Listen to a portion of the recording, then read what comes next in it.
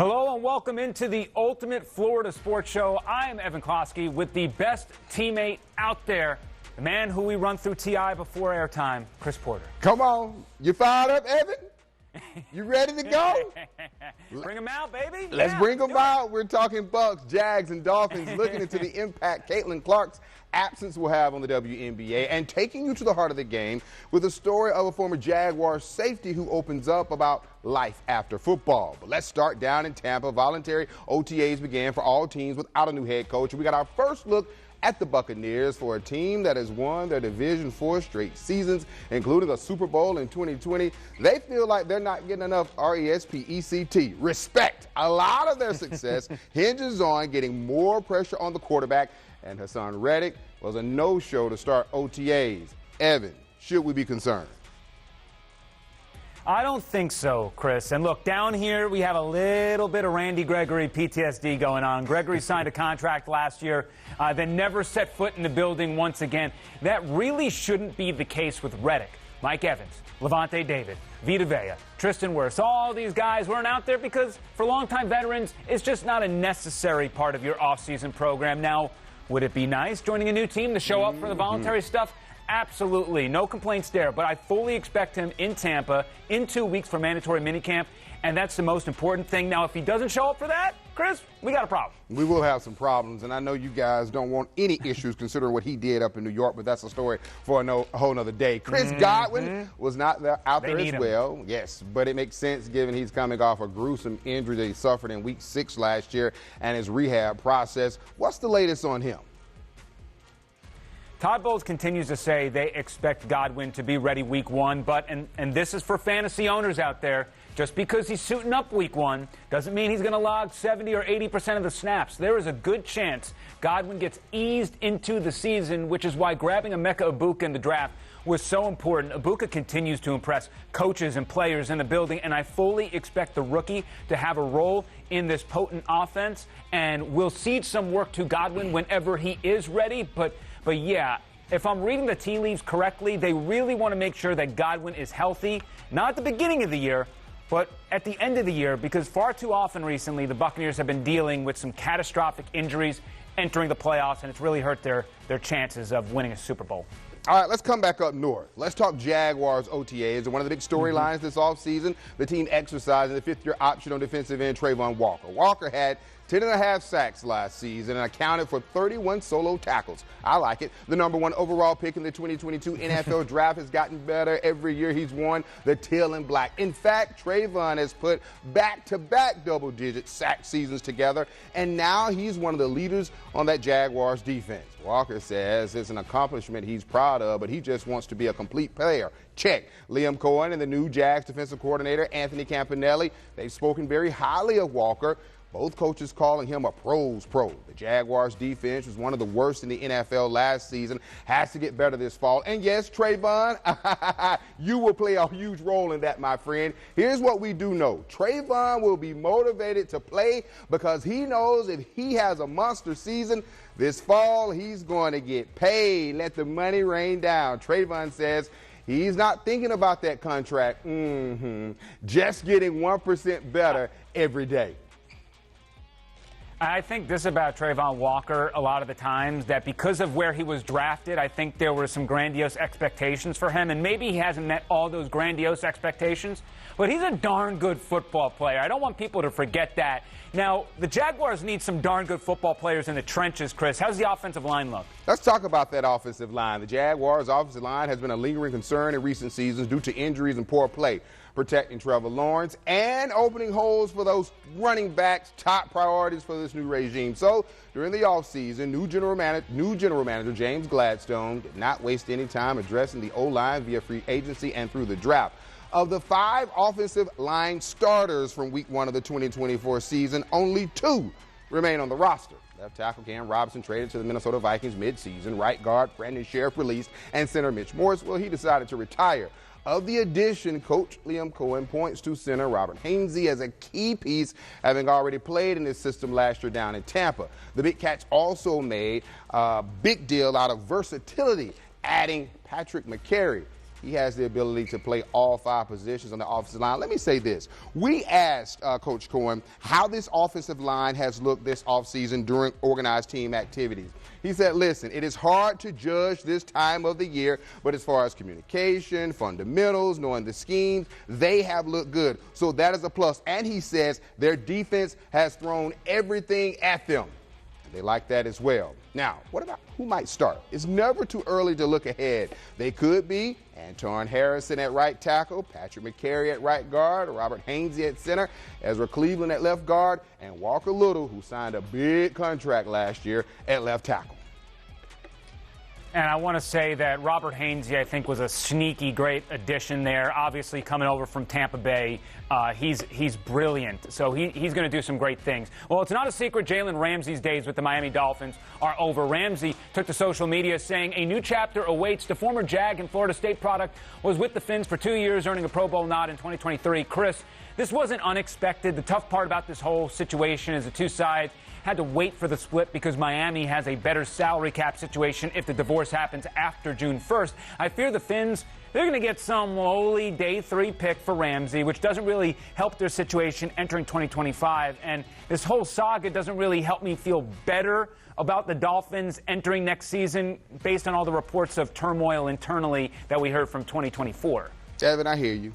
All of what you're saying is G-O-O-D good and correct. But please forgive me. Whenever I think of Jaylen Ramsey, I can't help but remember him taking the mic at Everbank Stadium after the Jaguars beat the Pittsburgh Steelers in the divisional playoffs back in 2018. He also almost got us an FCC violation with a word choice that he used, but it didn't matter. We were fired up because we hadn't won in a long time. And the other memorable moment from him is when he backed up that Brinks truck to the stadium, sending a message loud and clear that in the words of Deion Sanders' son, it must be the money. It had to be the money because he wanted to let them know that it was going to take a lot of money, a lot of moolah to keep him here.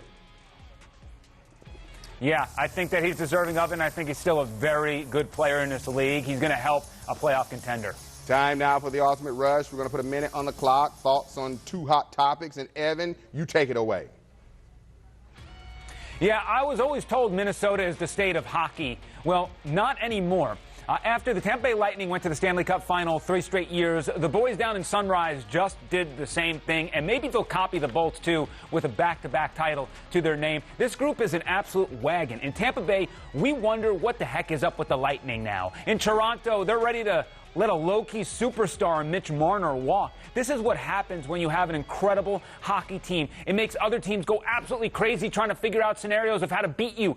They understand the formula, showering with sandpaper and nails. Carolina tried to fight fire with fire, but you can't pretend to be the bully. You have to actually walk that walk, talk that talk, and that is what Florida is. They are a team that teeters on the line of physical and dirty. I worry at some point in the future other squads are going to beat them up throughout the regular season, but man, I would be shocked if they don't win the Cup this season. They are far too good. This is an era of Florida hockey that will produce many documentaries in the future. Walk the walk, talk the talk. I like that, Evan. We learned this week that Indiana Fever star Caitlin Clark has a left quad strain and will be out at least 2 weeks.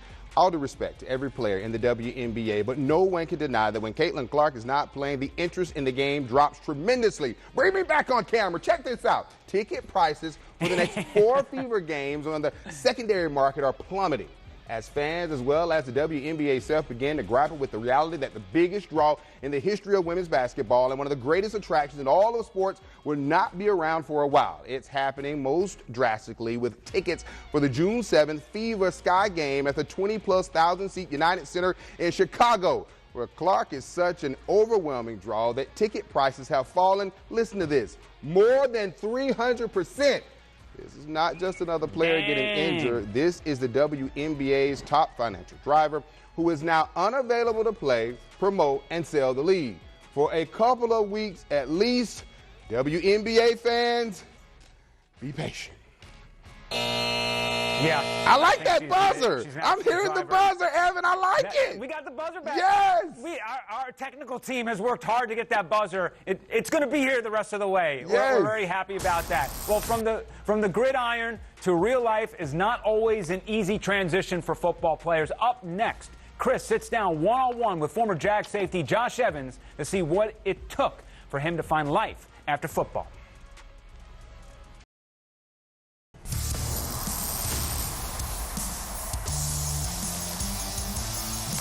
Time now for the heart of the game. These are the stories that go beyond the X's and O's, and it's one of the biggest reasons why we love sports. Today, we're having a candid conversation with former Jaguar safety Josh Evans. Yeah, when the stadium lights dimmed and the roar of the crowd faded, Josh Evans faced a new kind of challenge, one without a playbook. Once a powerhouse on the field, the former safety for the Jacksonville Jaguars is now navigating the often overlooked second act of an NFL career. In an exclusive interview, Josh opens up about the challenges of finding purpose and identity after football. It's been a while since you and I have had a one-on-one conversation. A lot has changed since you've done the teal and black. Yes, sir. A lot. Former Jaguar safety Josh Evans is years removed from the NFL, but there are parts of the game he misses. I miss the fans, miss the engagement, miss being around amazing people. Having played football since he was 9 years old, when he retired, Evans says the transition was difficult mentally. I'm just figuring out, my path, my way, what's for me. I think playing this game for so long, you're so used to how the football world works to reality doesn't work that way. It's a fantasy, it's a goal, to achieve, but being able to transition in a world of understanding everything is not about tackling somebody or making a play on a ball, right? Really understanding who I am outside the pads. What were some of your struggles mentally after football? There's a lot of fear. There's a lot of stress. There's a lot of questioning. Who am I? Who do people view me as? I never filled out a resume in my life. I never had a real job outside of football. So the fear of going back home to Irvington, New Jersey and looking like a failure, right? Nobody's cheering for you no more. Nobody's calling in. Nobody's raving about what you got going on. That was tough. And it was more of a struggle than what I thought. And you take that away and you find yourself in a dark place. Confused and depressed.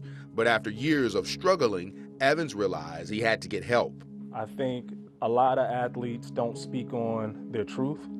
They hide behind a helmet. They hide behind a shield. They hide behind the reality of what's really taking place. And it took me years to be comfortable. This is years of uncomfortability of talking to therapists and understanding it's okay. It's all right to not have all the answers. It's all right to take that dip from, playing football for over 20 years and now realizing where do I begin real life after that. So now he's sharing his message on his Keep It a Buck podcast that he hosts with his friend Jarvis Williams. I feel like therapy is where you're supposed to be so open and vulnerable where if you're not being truly who you are, you're losing. With your podcast, even with the conversation that you're having with me now, you're using your megaphone to tell your truth. When people hear your truth, what do you want them to take from it? The truth and the reality of what comes with it. Just because you're playing in the NFL and people think that you're living this lifestyle, you're the happiest you can be. To be honest, it was a lot of stress and anxiety that came with that. It was a lot of things that was hard to talk to family members, friends about. And correct me if I'm wrong, I feel like you are gathering more strength and more power the more you actually talk about your truth. Yeah, this is true. And I never thought it would be that way. I had to find that happiness is internal. It's not external. And playing the game of football made me believe that to have a coach say good job or to have a fan tweet or say something to me like that was something that got me going. It was electrifying. It made me feel good. And I was playing for all the wrong reasons. I wasn't really paying for me. When you combine the therapy with the new ventures, are you now at peace? Yes.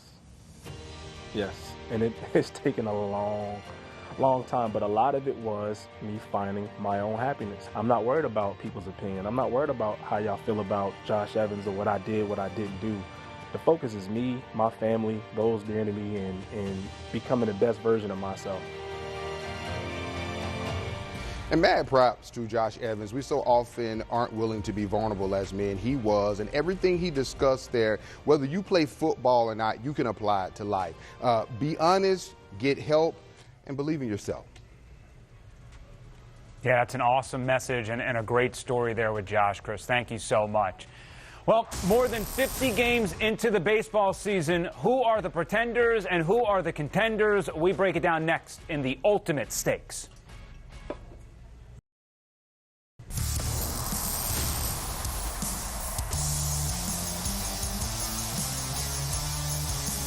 Time now for the Ultimate Stakes, where we look at the odds and give you our predictions. And remember, all entertainment purposes only.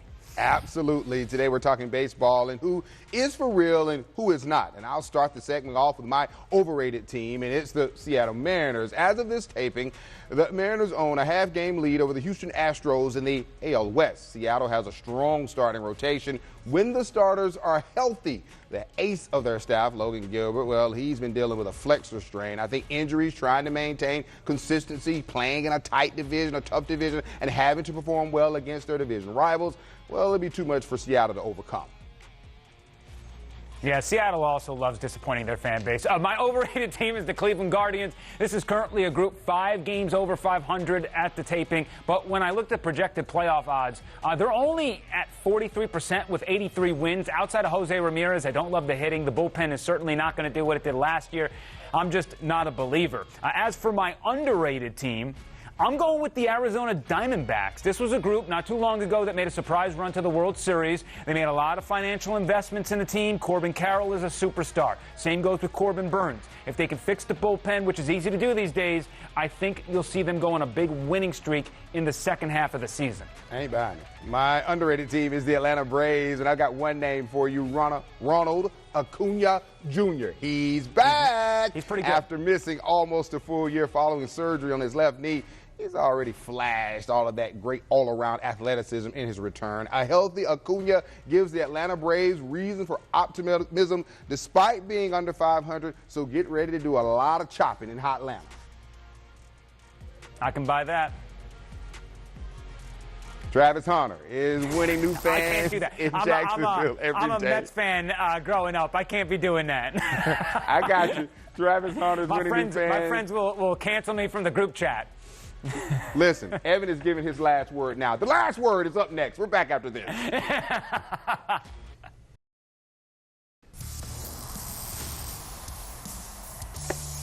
Welcome back. Time now for the last word. This is where we take a sports story and give our thoughts on the impact the player or they're having on you or the community, my friend. Go, Evan. Go, Evan. Go. Go, Evan. Yeah, I'm going to get it started.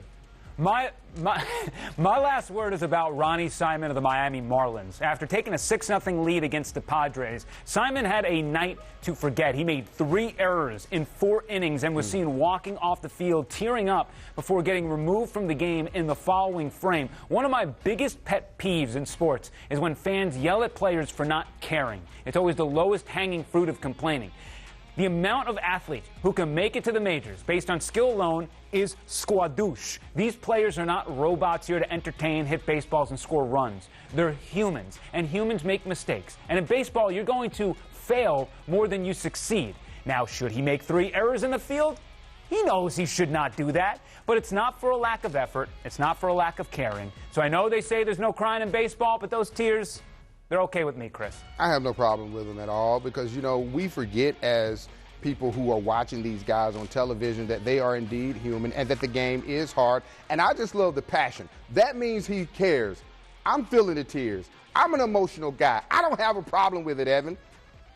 My last word is focused on Jaguars rookie Travis Hunter, who without question has enormous talent. But it's what the two-way star continues to do off the field that truly makes you love this guy more and more every day. Recently, Hunter surprised this kid who was working out in his backyard. And as you can see, the kid recognized who he was immediately. Here's why this is such a big deal to me in a day and time when we are bombarded with so much negative news, so much uncertainty around the world. What most of us need is just someone to seem like they care. Travis Hunter did not need to do this to become more endeared to the Jaguars fan base. We already love him. But what I know is that people, no matter their age, no matter their political affiliation, no matter their religion, no matter the team you support, you need to know someone cares. From surprising the kid to helping the lady on the plane with her bag, Travis Hunter, that's Pro Bowl work, my friend. And it's always the little things that mean so much to people, Evan. And that's the thing about athletes and people in the limelight. The smallest gesture can always make the biggest impact. That kid is going to remember that moment for the rest of his life. That is going to mean so much to him. And these athletes, these stars, they have such power in the little things that they can do. And it's always fantastic to see that. And it's great to see Travis Hunter just make himself home there in Jacksonville. Hunter, we love you. Evan, you got to hush. Bye, everybody.